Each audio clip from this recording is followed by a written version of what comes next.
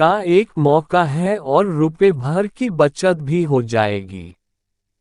खुशी से घुरघुराते भीखू भाई ने छड़ी को जमीन पर थपथपाया। मंडी में कोलाहल फैला हुआ था। व्यापारियों की ऊंची ऊंची आवाजें, बटाटा आलू, बटाटा आलू, कांदा प्याज, कांदा आज, गाजर गाजर गाजर, गोभी बंद गोभी, गोभी बंद गोभी। उद्धरण चिन्ह। माथे का पसीना पोंछकर भीखू भाई ने इधर उधर ताका। नारियल वाले को देखकर पूछा, अरे भाई, एक नारियल कितने में दोगे? सिर्फ 1 रुपया काका, नारियल वाले ने जवाब दिया, जो चाहो ले जाओ जल्दी। उद्धरण चिन्ह। छे भाई। भीखू भाई ने कहा, यह क्या? मैं इतनी दूर से आया हूं और तुम पूरा 1 रुपया मांग रहे हो। 50 पैसे काफी हैं। मैं इस नारियल को लेता हूं और तुम, यह लो पकड़ो 50 पैसे। उद्धरण चिन्ह। नारियल वाले ने झट भीखू भाई के हाथ नारियल को छीन लिया और बोला, माफ करो काका, 1 रुपया या फिर कुछ नहीं।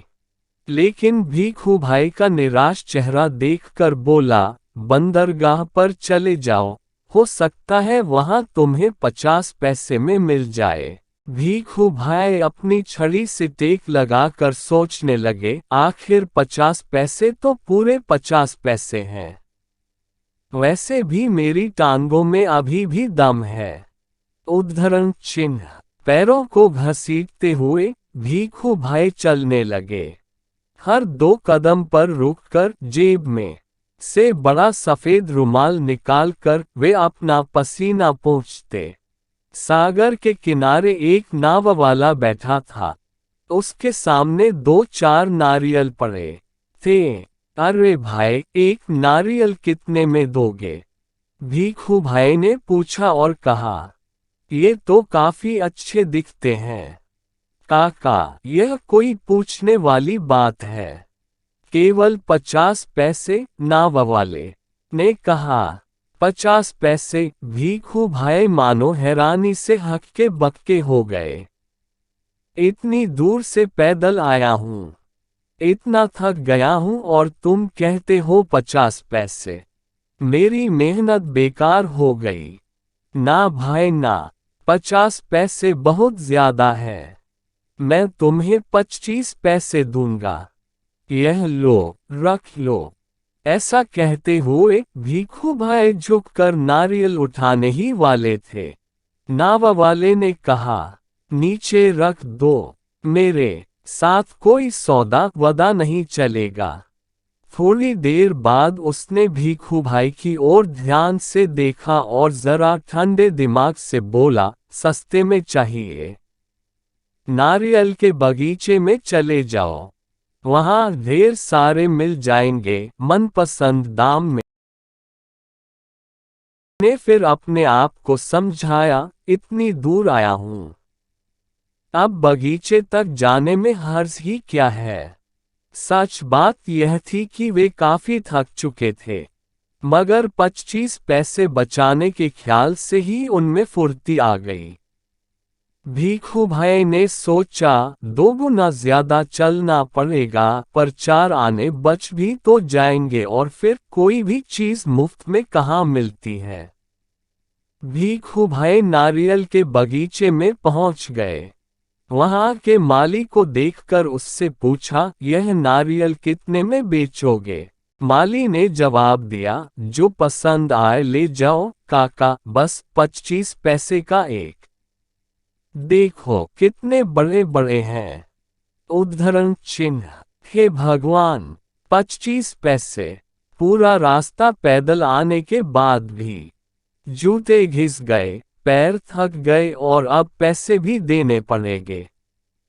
मेरी बात मानो, एक नारियल मुफ्त में ही दे दो। हाँ, देखो मैं कितना थक गया हूँ। भीखू भाई की बात सुनकर माली ने कहा, अरे काका, मुफ्त में चाहिए ना, यह रहा पेड़ और वह रहा नारियल। पेड़ पर चढ़ जाओ और जितने चाहो तोड़ लो, वहां नारियल की कोई कमी नहीं है। पैसे तो मेरी मेहनत के हैं। उद्धरण, सच, जितना चाहूं ले लूं। भीखू भाई तो खुशी से फूले न समाये। मेरा यहाँ तक आना बेकार नहीं गया। उद्धरण चिन्ह, उन्होंने जल्दी जल्दी पेड़ पर चढ़ना शुरू कर दिया। पेड़ पर चढ़ते चढ़ते भीखू भाई ने सोचा, बहुत अच्छे, मेरी तो किस्मत खुल गई। जितने नारियल चाहे तोड़ लूं और पैसे भी ना दूं। क्या बात है। 11, भीखू भाई ऊपर पहुंच गए। फिर वे टहनी और तने के बीच आराम से बैठ गए और दोनों हाथों को आगे बढ़ाने लगे सबसे बड़े नारियल को तोड़ने के लिए। ज़ज़ज़क, पैर फिसल गए। भीखू भाई ने एकदम से नारियल को पकड़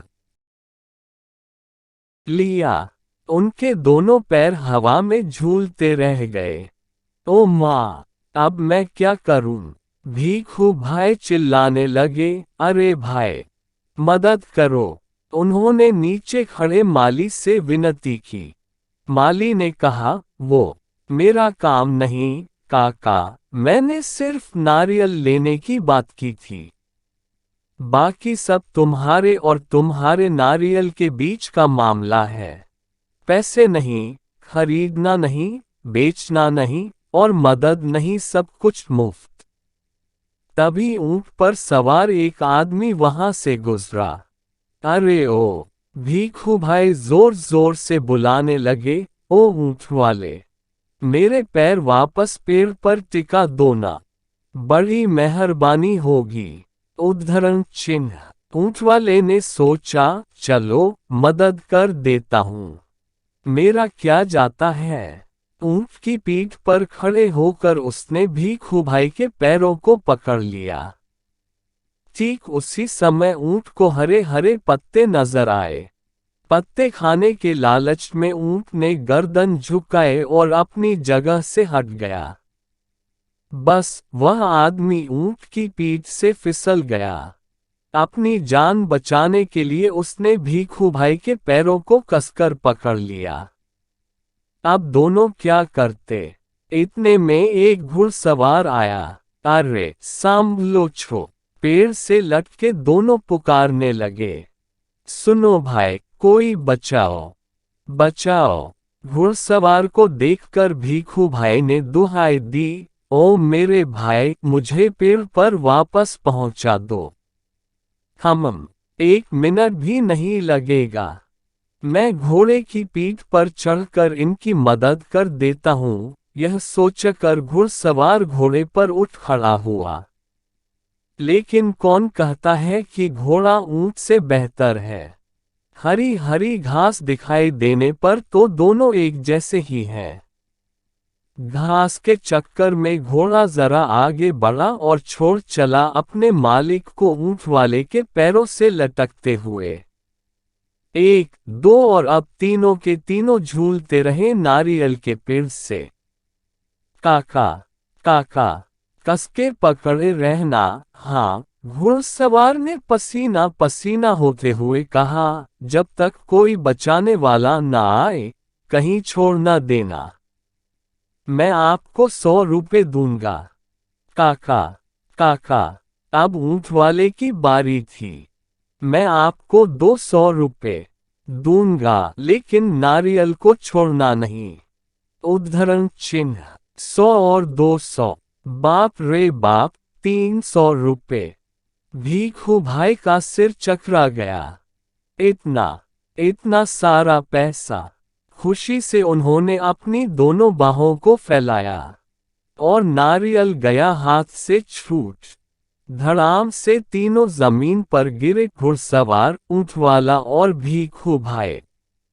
भीखू भाई अपने आप को संभाल ही रहे थे कि एक बहुत बड़ा नारियल उनके सिर पर आ फूटा।